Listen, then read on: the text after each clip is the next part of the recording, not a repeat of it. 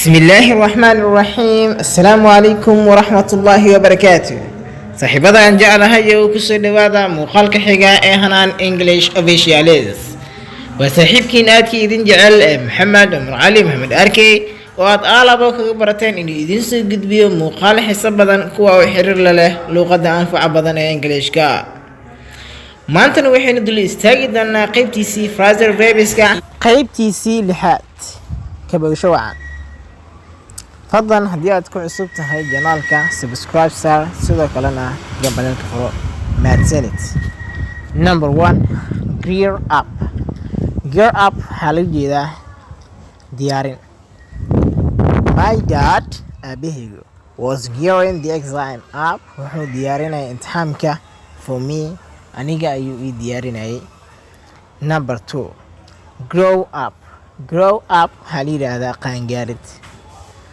Father of mine, Abe, I grew up anigu waan qangaaray and commenced waxaana bilaabay courting shukaansi ayaan bilaabay. Number 3 grow up waxaa la yidhaahdaa in la bilaabo horumar bilaabitaan.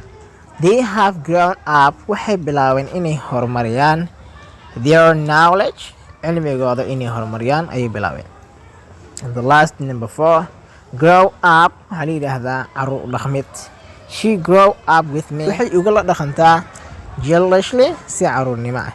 She grow up with me waxay ugala dhaqantaa jealously si caruurnimo ah. Waxaan filaa inaad ka bogateen muuqaalkaasi. Haddii aad ka hesho fadlan cashirku like saasiiro usoo badina muuqaalo ku saabsan cashiradan oo kale aad ku xiisaha badan. Sidoo kalena subscribe share u dheh asxaabtaada si iyaguna ay ugu sii faa'iideystaan. وأنيقو صاحبكين محمد عمر علي محمد أركي انتو إنو مقالك حاجة كل من دونا محد إنكي تجيه سداس إياه نبت جديو هنكورة جندنا قول ولي جاج هنقول له يا هاي قولي يسوع من البعض كسبنته ما تسند